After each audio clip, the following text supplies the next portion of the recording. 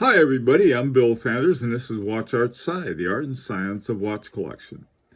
Today, what I'm going to do is talk about Grail watches. And a Grail watch is a watch that a collector just wants to have above everything else. And it's a very subjective thing. They're all over the book, all over the page, all over somewhere. But the point is that a Grail watch for someone may not be for others. So if your Grail watch isn't included in here, in the comments section, say, hey, this is my Grail watch, and I think it's important, and here's why. I'd really like to hear that. Now, the ones I'm showing are ones that I've heard people actually say, that's my Grail watch, or that's one of my Grails. And so it's on the basis of that. This is not any kind of definitive list.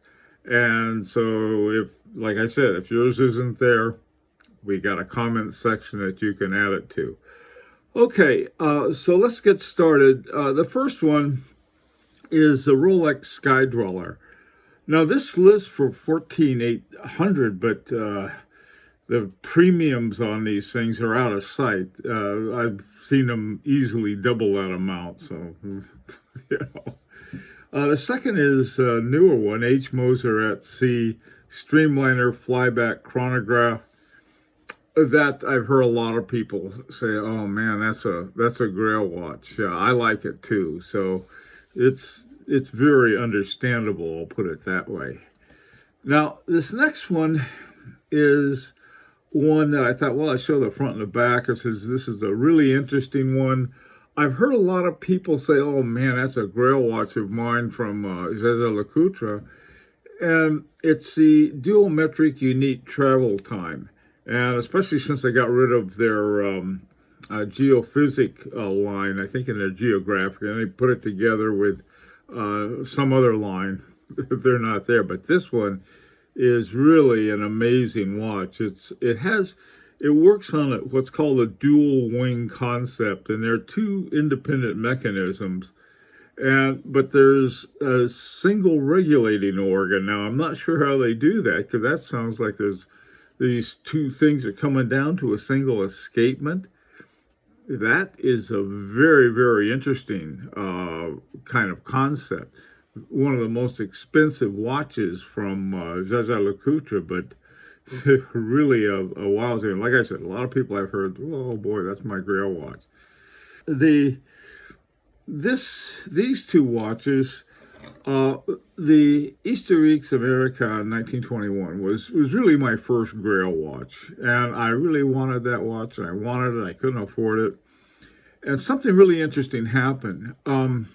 During the Asian crisis, there were a lot of these that were being shipped to the United States from China. They went over there, they weren't selling, and so they shipped them over here, and I was able to get one at a brand new with a $10,000 discount. Plus I had to trade in my Audemars Piguet, but this is the first Grail watch I've ever had. And the reason I bring this one up is that a lot of people said, "Oh, that's my Grail watch," just when I show it. And the thing of it is that you never know. I mean, sometimes an opportunity will come by, and bam, there it is, right in front of you. So it's it's a nice watch. Now, Audemars Piguet was a little difficult. Some people that I've heard, they were talking about this remastered self-winding chronograph. I think it was back from the 1980s or something like that. It was sort of brought back again. It was remastered from Audemars Piguet. And it's fascinating looking watch. Of all of the Audemars Piguet, I still like the old original Royal Oak the best, but I have enough watches like that. I mean, a sports watch, so I'm good with that. But this one, I think, like I said, I've heard a lot of people say, that's my Grail watch. Now, here are two watches from the AHCI. This is the independent watchmakers group, and they only allow in the very best watchmakers. And Grubel Forsey is really two people, Stephen Forsey, and I'm not sure what Grubel's first name is. They make watches that are just otherworldly. Now, this is called Handmade One, 750,000 Swiss francs. Most of us can't afford that or even hope to afford it. But, you know, if it falls off the truck someday and happens to be there, it'd be a nice one to have. This next one is by Bernhard Letter, Central Impulse Chronometer. I love chronometers. They have, I like the accuracy and all of the attention to accuracy over and above some of the whistles and bells they put on watches. This is certainly would be a Grail watch. Now, this watch by Lange and Hein, this is a Marco Lange's design watch. Currently, 26,410 euros. This has long been, I think, a Grail watch of a lot of people, including yours truly. I love this, and what I like the most about it is the way that those little finger bridges hold all of the individual wheels in the wheel train. Neat. And then on the other hand, just a simple, really beautiful watch. Now, the thing about this is that I heard from Marco Lange a couple of weeks ago, and he said he's a little behind on coming out with his new line. He left Langenheim, and I don't even want to speculate on why. And then he's just now starting up his own company called Marco Lange Watches, I think. But anyway, I think he's going to be using a lot more of this kind of movement layout. I certainly hope so. Hopefully makes it affordable for us too. Now, these two are probably unobtainable, but just in case one happens to pop up. One is the Roger Smith Series 3. Well, actually, it'd be any of his series. Any watch by Roger Smith would be a Grail watch. But there's something like a 15-year waiting list, and they cost over 100,000, I don't know, euro, pounds sterling. They're very expensive, but wow, what a watch to have. Every now and then one shows up in the wild, but not too often. The other is a Simplicity by Philippe Dufour. Same with Dufour. Very expensive. He has two basic watches. One's called the Simplicity, and the other one's called the Duality. Either one, it would just be like a Grail and a half watch. Now, the Patek Philippe Nautilus is, again, it's one of these watches with a huge waiting list, or you have to have some kind of end to get one. They list at 33,710, but I don't think you can get one for that. They're up in the 40s and 50s, possibly even up in the 60,000s on the secondary markets.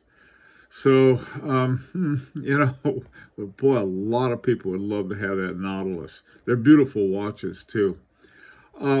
Here's another sort of Grail for me, but I've heard a lot of other people say the same thing. This is a Breguet tradition. The thing about the Breguet tradition, it looks like Abraham Louis Breguet made it. And here's one with a retrograde calendar, and you can see all of the inner workings from the dial. Super beautiful watch. Again, like most of these watches, they're super expensive. Now, this is really strange. Why would an entry-level watch be a Grail watch? And the answer is, I don't know. I have no idea. But people love the Chronomet Blue. I think if you walk in the store and they happen to have one, and they can't charge premiums, and I think the list price was something around 25,000. Some years ago, when I went to get my first FP Journe, I had a choice of getting a blue or one of the Chronomet Souverain.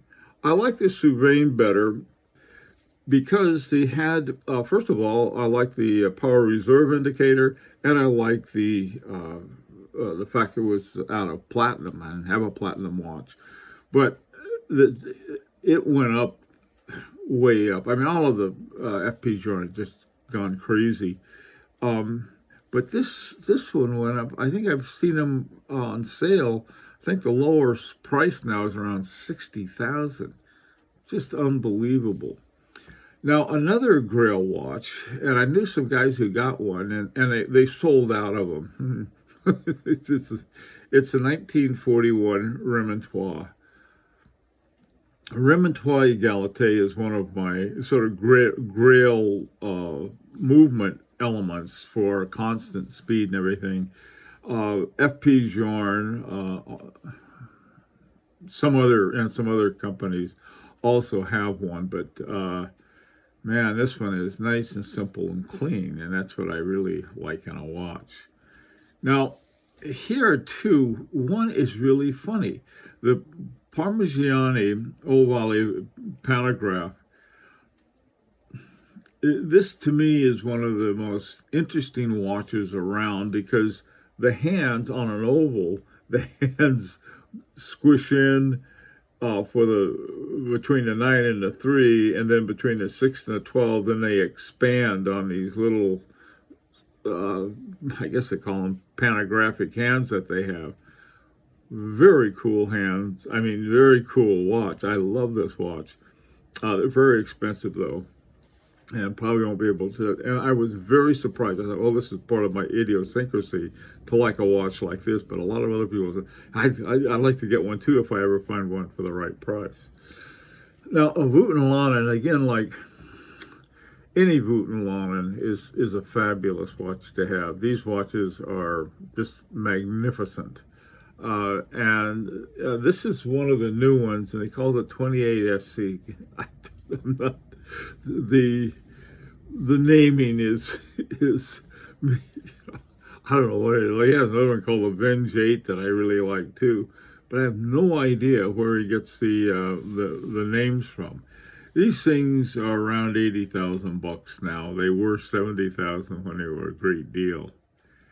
Now, this last one, the Van Cleef and Arpels, was a Grail watch that I didn't think I'd ever be able to get, and this is, in fact, I have it on now.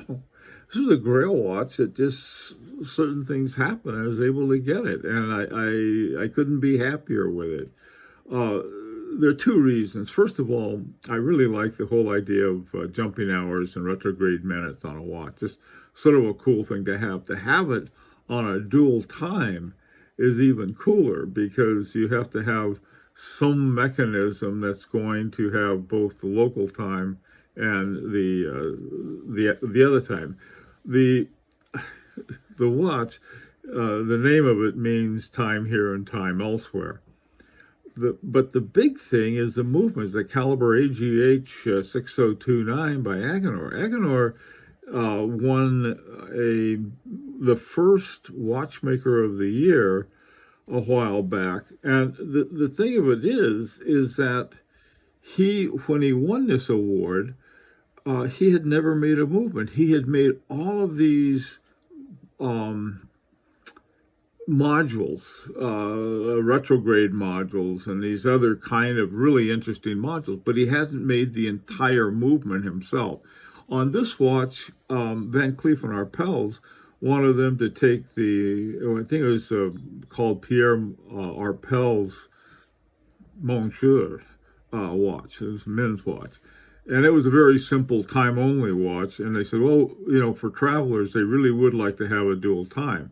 Except we want two things. We want to keep it really thin and have two times. Well, I think they had a Piaget movement in them at the time, and what the plan was simply to build a module on top of them. And he said, there's no way we can do that and keep it thin. We can add a module and make it fatter. So what we're going to have to do is to make a movement for the whole thing. And that's what they did. And so it turns out that it's really one of only two. The other movement is the Eigengraph. And of course, it won all of these wonderful awards. This one should have, but it didn't. And I think because they put it in the wrong category. But this watch this was a Grail watch of mine. And it's just been wonderful. So, I mean, if you have a Grail watch, and you don't have it, and you figure I'll never be able to get it, you never know. You never know. So just sort of hang on to your Grail, and Grails change too. Tomorrow we all may have a different Grail watch. Who knows? Anyhow, love to hear from you. Any questions that you have, please ask. We need more collections to review. And at the end of this video, there's another little video, a link to another video that shows you everything you need to know to put your collection together and send it in, and we'll have a review for it. And on Sunday, we're going to have another review for a really interesting collection.